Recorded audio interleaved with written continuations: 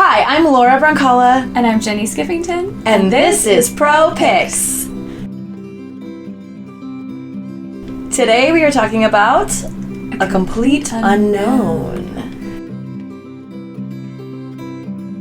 If you guys don't know, this is Bob Dylan's story, but in a very, set amount of years.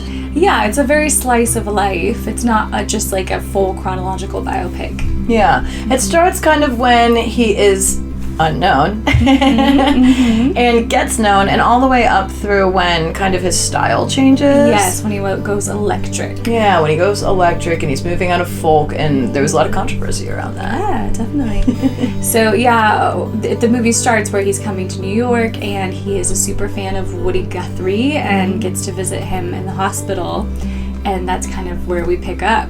Yeah, and I'm going to take my sunglasses off so you guys can see me. That's my Bob Dylan look. I'll put him in the front. I feel like Bob would do that, so.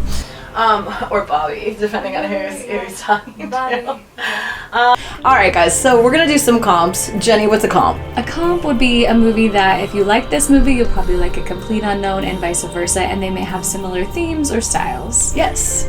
I think you have one on your mind. I think one comp would definitely be Walk the Line, the Johnny Cash story, which is also directed by James Mangold, the director of A Complete Unknown. And interestingly enough, there's a lot of Johnny Cash in A Complete Unknown. So definitely Walk the Line. Another one that comes to mind would be Inside Llewyn Davis. Ooh. It doesn't directly deal with Bob Dylan, but it's musicians of the time in Greenwich Village in New York in the 60s. Coen Brothers, yeah. Oscar Isaac. Yeah, and I mean, I think any movie that follows a musician, you can even take something like Elvis, and although we're not going to have the same style as that, it is this movie that is a slice of life. Again, we've talked about slice of life on this before, where it is a specific time period, and anything where there's a narrative about a musician is going to relate to this. If you like music biopics, this is music bio films it's my favorite genre. I would watch made for TV ones in the 90s, even bad ones. I just love hearing people's stories. And I think there was a Beach Boys one I was obsessed with in the 90s, which is not that good, but I love it. And of note, this is scripted. You're not going to see, this isn't real documentary footage. This is going to be. It's narrative. Is there real? I think there may be a little bit of real footage mixed in. I don't think there's any, but that I know of. But it's all narrative, but it's still the story, which is really cool. Another one that was just coming to mind when I was talking about the Beach Boys and biopics. I mean, La Bamba. I don't know if you ever saw La Bamba, the Richie Valens story. My dad used to love that movie. Watched it 100 times. And then another one I really loved was Love and Mercy. I don't know if you saw this. About Brian Wilson. Brian Wilson from the Beach Boys. Who, I've heard it's really good. He was actually kept by a psychiatrist who was abusing him and became his power of attorney, and it was wild. And then he got out of it, which is amazing. Amen. Thank God. Yeah. John Cusack plays him in that. And anything, you guys, again, where you are telling a story of a person. I'm trying to think of someone's almost in a way. Okay, there's the one about Donald Trump that just came out this past year. I did not see that. You saw that, right? Yeah, but I can't remember what the name of it is. It's killing me right now that I can't think of it. Even in some ways, if in the television world, if you like things like American Crime Story, if you like monsters, just things that are narrative stories. Yeah, and I do feel for the most part this is pretty accurate, but we're getting some really specific interactions, interactions with Johnny Cash, things like that other people can attest to probably. So there is a lot of truth to some of these moments. Right. Yeah. Ooh, I have another one. George and Tammy, about George Jones and Tammy. Oh man, George and Tammy is so good. And if you like George and Tammy, that would also be, if you're fans of Nashville, those are two that we could talk about all day, and them relating to each other. And people playing real people. Yes. So going into that's a huge aspect of any biopic would be casting. So what are your thoughts on Timothée Chalamet as Bob Dylan? Oh man, I really like Timothée Chalamet, and inside our industry circle, this is a hot topic. Yes. Is Timothée Chalamet being cast too much? Yeah. Bob Dylan's such a huge role to play. I mean, I thoroughly enjoyed his performance. I thought he really sorry, Bob, but Bob Dylan's a weird dude. He's out there. He's an out there guy. Timothée Chalamet did such a good job of portraying what I think is, like, very much the young Bob Dylan. Yeah, kind of coming in and being a little strange, real strange. Making waves. Yeah. And then we have Edward Norton as Pete Seeger. I think Edward Norton was my favorite performance in the film, and he's this mentor of. A kind of mentor to Bob Dylan, and then there's just this sort of journey that they go on that is kind of sad and sweet, and it's a really different role for Edward Norton. Yeah, and it's cool. I don't know how much you guys out there know, so we'll give you a little insight into the fact that Edward Norton is almost a father figure for Bob Dylan in this movie. Right. He is essentially... God, he's so much more than that, though. I mean, he's the gatekeeper to this world. Yeah. He was, like, running the folk scene at the time. And Bob arrives as a fan of Woody and him, and their relationship starts that way. It moves from a fan to a mentor to a peer to beyond, which is really interesting journey to see the how Pete Seeger handles that.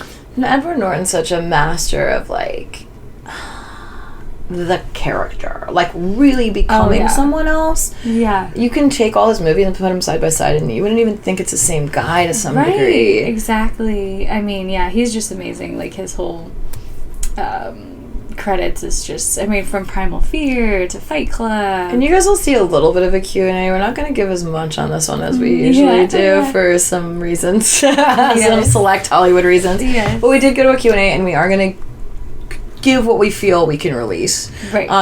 And Edward's, I don't know, he's just such, like, an amazing person. He said he learned a lot of guitar for this. Yeah. Mm-hmm. And the singing and everything is him. Totally. An amazing person. He said he learned a lot of guitar for this. Yeah. Mm-hmm. And the singing and everything is him. Totally. Yeah. And then filmmaking perspective too, I feel like the cinematography is, like, so clean and so well lit that you just sort of, I don't know, you get, like, enter into this ethereal kind of version of the world. I think it's Fade and Papa Michael, right? Fade and Papa Michael is the cinematographer. Yeah. Mm-hmm. And I think because it seems almost like very straightforward, but I think it actually serves the story really well. I mean, so much of this seems to be either handheld or Steadicam. Mm-hmm. And, like, there were some, like, for the concert scenes, you're getting more of the dolly shots and the wide, like, big shots. But in the personal moments, I feel a lot of it was handheld. A lot of it was, like, the kind of on-the-shoulder stuff. A lot of it was Steadicam. We walk a lot. You move a lot. You move through, like, music venues. You go from back when Bob was with Sylvie in the beginning, like, early days. Her apartment's this little apartment in New York, and you start in her little apartment. There's a lot of moves, like, through rooms and then down the stairs, and you walk down the stairs with him, and you're on the streets of New York. Like, really nice, making you feel as though you're with him and you're, like, walking in his shoes, but just, like, right over his shoulder, you know? Right, fluid and clean and just well lit, not overly stylized in any way. One of my favorite sequences, probably cinematography, would be when he's chasing Sylvie to the ferry when she's leaving the festival. That scene is just... And Sylvie... Elle Fanning. Oh, yeah, it's Elle Fanning. How could I freaking forget that? Elle Fanning, you guys. I always love Elle Fanning. Man. She's there's such a sweetness that she brings nice to roles. See her as, like, an adult, though. And, like, she really does charm you so much in this movie. And, God, like, my heart, like, breaks for her in this movie with her interaction. Oh, Bob. And I think, like, a lot of women have had that experience that she had with, especially those types of boyfriends. Jenny and I are, early like, 20s. We're early 20s musicians. We like went through our music phases and dating musicians in their 20s that have that aloofness, a little bit of an ego, a lot of an ego. Also, just like that, like, not giving a fork about, like, anybody else. They're just like, I'm gonna do whatever I want, go wherever I want, and, like, it's all about serving the art, which calling worked people. Out for Bob. It's that same thing we talked about when you're, like, calling someone who goes on voicemail over and over. Except for back then they didn't have that. You just call it, you'd be like, where the hell are they? And then we should talk about Joan Baez too, because of her relationship. Joan Baez, played by Monica Barbero, and there's another one. There's another woman that, like, is at the mercy of Bob Dylan's ego. Right. They start off as friends and lovers. I mean, she's more successful than him when she meets him, and then it kind of shifts, and he does not treat her very well either. Yeah. And I think, what did they open up with her? Is it Paint It Black or something? She's playing A House of the Rising Sun is the first song that they show her playing at this open mic, which is so relatable to us. Is like, we still, I think that is like a timeless piece of that reaches all musicians, is playing your first open mic anywhere, like LA or New York or whatever. Yeah. And like, seeing somebody who's really good that you want to be like. And this movie does such a good job of not only telling that journey of like the young artist reaching the success path, but like the relationships and how they evolve between people who become successful or like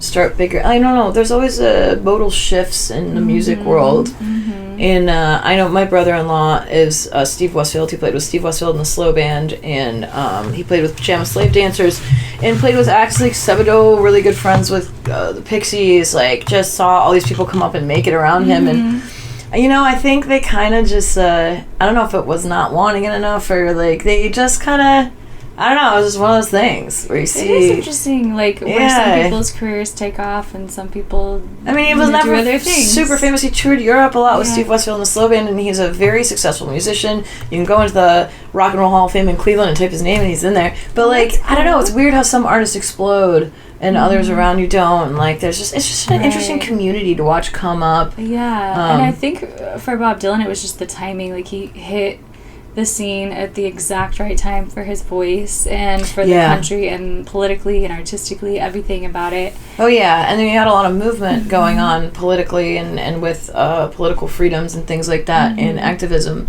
and he had such a good way with words of like. But then, you know, you see some of this stuff where there are other songwriters contributing that maybe got a little jilted along the way. Yeah. You know. Or even, like, Joan was using some of his songs at one point. Sylvie was like, why is Joan recording your songs before he's... You know, like, there's a lot that goes on in dynamics. Yeah, and he's like, I'm okay with it, I don't care. Yeah. You know? It turned out fine for him, yeah. Yeah, and I think he won, like, a Nobel Prize. Yeah. So, yeah, it's pretty crazy. Yeah. So, you know, I think... the music performances are, man, if you're a musician, if you're a fan of any of the musicians in this story along the way, you really feel like you take that trip through time, and it was such a special time. And Jenny and I were both leaning in the whole time. I mean, I wrote a play about open mic musicians in Greenwich Village in the 60s. What was the play called, Jenny? These Streets. And where did it go? If you watched us earlier, our earlier episode for Baby Reindeer, we've talked about Jenny's journey to Fringe. So we took it to the Edinburgh Fringe Festival. That was your second show. Such a blast. We wrote.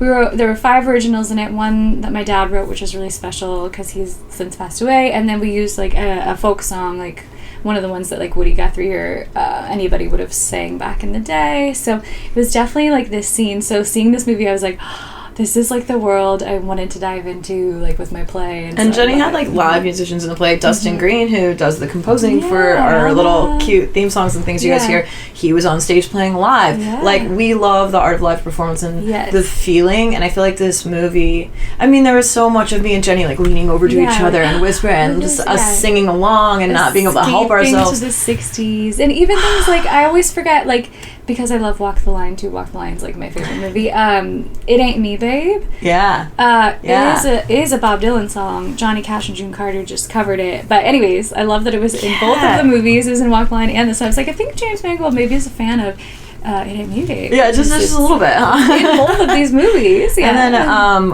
we should definitely talk about Boyd Holbrook, who played Johnny Cash. And Jenny, I want you to start because you're a big Johnny Cash fan. Okay, I'm a big Johnny fan. Johnny Cash. I mean, Walk the Line's like my favorite movie. I have watched all the documentaries. I love June Carter too. I've even watched Johnny Cash's Columbo episode. Do you know he did an episode of Columbo and he has like a whole musical sequence in it? Watch it. But yes, like the trivia box for these cool things. He is a very unique person to try to portray. I don't think anyone has ever really come super close to. I mean, he was also just like this huge, tall, bear of a man. Yeah. So sometimes even just physically the actors aren't quite him, but the essence of him, I feel like this guy really nailed. Especially this like phase of Johnny Cash where he's a little derailed. He's like, oh, whatever. He's real like, I don't give a shit. Like, and I just feel like Boyd, in all of his scenes, I mean, he kind of comes on, you see him introduced as this like shining light musician, this hero, and then by the end he's just kind of this. He's like the off the rails. Whoa, yeah, party boy. Is he a bad influence? I don't know. He's an influence though. Yeah, it's so interesting because he's one of those gray area things where you're like, wow, this dude's not doing great, but man, did he help Bob do the right thing in moments where. I don't know, there's some people that even if they're off the rails, even if their life is a little bit sloppy or what, they get being a musician. And they can connect on that level, and they're like one of the few people that can be like, I see where you're at, and I've been there. I think for Bob Dylan and Johnny Cash, they had a really special relationship. It's a good way to lead us into the fact that like making a movie about musicians is difficult. Let's just start there, because again, musicians speak a language that's the music business as the business, but then also the art. It's a world where you get a lot of judgment, and there's like the fans, and there's yourself as an artist and the struggle, and like you write music that's successful, you're a sellout. Right. If you're like, then your old fans that were your original fans that help you get to where you're going don't want to hear your new music. And I feel like with Bob, you see this in his struggle and how much of a bummer it is. And a lot of times I think musicians get like caught into, it's such a conundrum because it's the happiness and joy of becoming a successful musician often leads to the burnout of the song that you originally wrote, that you've played 10,000 times, you want to do something different, and you literally can't because the industry won't let you. That's what we see in this film, is he's hitting that boiling point, which is kind of the peak of the end of this slice of his life, is what he chooses to do with that boiling point. It's like a snake eating its own tail. The thing that made you is the thing that's killing you because you just want to be something different. Into the next thing. And if you want to take that into the acting and film realm, it's like the character actor that can't be anything other than if you're Screech on Saved by the Bell, or if you're, I mean, any of those Urkel, like any of those iconic roles that from a 90s kid, so you're all like 90s. You celebrate the success, but then the success can become a cage in some ways. Yeah, and I think this film does an excellent job of portraying that. Okay, so cast-wise, I think the other one we have to talk about is Woody Guthrie, who's Scoot McNairy. Plays what him. A cool name. Yeah, it's a really cool name. And I don't think either of us really know too much about him. I don't know anything about him. But that's a really challenging role because for those of you who don't know, Woody Guthrie was ill in the end of his career. MS? I'm not sure. MS. I'm pretty sure it was MS. His muscles were deteriorating. Yeah, and so what a challenge. I mean, you're trying to play... First of all, Woody Guthrie's a freaking legend, so you better do it justice. And you're playing these end years where at this point Woody Guthrie really couldn't talk. He did a lot of communication through like banging and I don't know, a lot of like gestures. Verbal, gestures, and that's where Pete Seeger was able to kind of translate for him. Pete Seeger was a translator. So that relationship there on camera between Edward Norton and Scoot was man, they did it. It's like you feel like unspoken. Yeah, for me, that would be like if Jenny was sitting with me and I was ill, you would know exactly what I was saying. And there's very, very, very few people who would be able to do that. Yeah, it's a really special connection. That's another one of my favorite sequences is when Bob comes and plays him the song he wrote. Me too. Yeah. I also love the sequence of Pete's little show that he made. It's kind of like a home style. It was a little home style. And it's so interesting too, because then like you don't think that Bob's gonna show up, and he does show up, and that was such a cool like little thing. And even Edward Norton talks about that a lot in the Q&A. And I mean, there's just so many special moments in this movie that, especially if you're a musician, you'll enjoy, even if you're not really a biopic person or whatever. Like, I think this was especially well done for me. Like, there's so many moments that are, man, the music industry is just hard. It's hard really at every point in your career. It's hard when you start. It's hard when you're in the middle and you're finding success. And I think that's the struggle for artists of like any kind, is there's that balance between doing it because you love it, doing it because there's fans, doing it because there's money, and like all the reasons why you do something, and sometimes certain reasons outweigh others at different points in your career. Yeah. I mean, I think a lot of musicians lose their identity. We see a lot of people go off the rails up to current. It'll break you. It's an industry though. It is. We'll say if it was easy, everyone would do it. Right. That's what they. Yeah. It's like a passion. You really have to love it. We've done the grind. We've booked shows. We've played. You go to shows where there's no one there. You go to other shows where you're packed and you have a huge audience. And you know, for us, the LA Times came out and photographed one of our shows. I mean, that's you have these highs and lows. Riding the waves, yeah. And it will. I think it beats a lot of people up along the way in different ways. It breaks friendships. It makes friendships. It like makes romances. It tears them apart. Right. It's its own little universe. It's like an ocean or something. It's very unpredictable, Mother Nature kind of thing where just in life is just not easy.